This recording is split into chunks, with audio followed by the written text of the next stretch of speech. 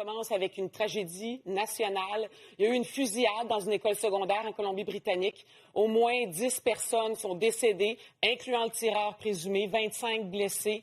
Après la tragédie de Polytechnique, il s'agit de la fusillade de masse en milieu scolaire, la plus meurtrière de l'histoire du Canada. On en parle avec Marie-Lise. Marie-Lise, qu'est-ce qu'on sait pour le moment? Oui, vraiment, c'est une onde de choc partout au pays. Véronique, comme tu l'as mentionné, 10 personnes qui ont perdu la vie, 25 blessés. On n'a pas pour le moment les identités ni les âges des personnes touchées, des victimes.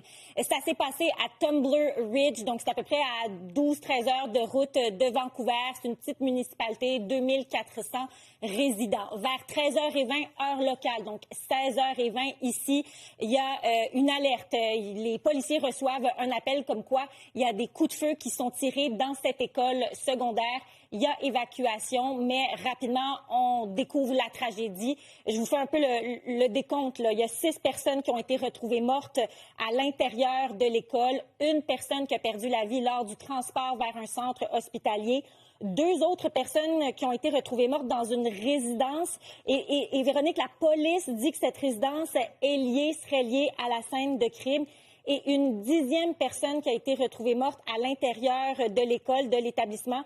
Et cette personne, elle est considérée comme la principale suspecte. Et selon la police, selon ce que nous a dit la GRC, elle est morte à la suite de blessures qu'elle s'est auto-infligées.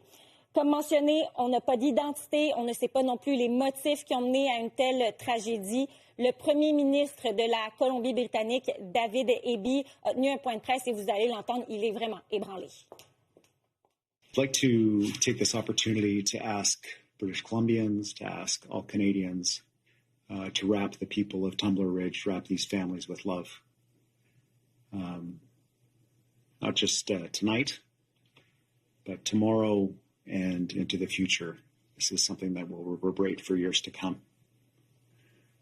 As British Columbians, I know that one of the things we do best is look after each other, and I'm asking British Columbians to look after the people of Tumbler Ridge tonight. Nombreuses réactions politiques, à commencer par le premier ministre canadien Mark Carney.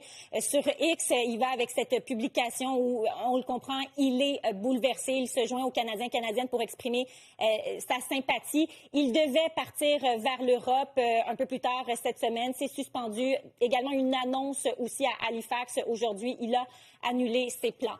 On vient d'entendre David Eby. Eh bien, lui aussi a réagi, en fait, de multiples publications sur son compte X où non seulement il relate de l'information par rapport à la tragédie, mais offre aussi ses sympathies.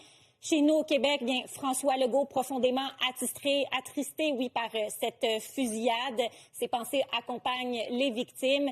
Et le chef du Parti conservateur du Canada, Pierre Poilievre, lui aussi se dit profondément bouleversé, envoie ses prières qui accompagnent les familles, les élèves, les enseignants.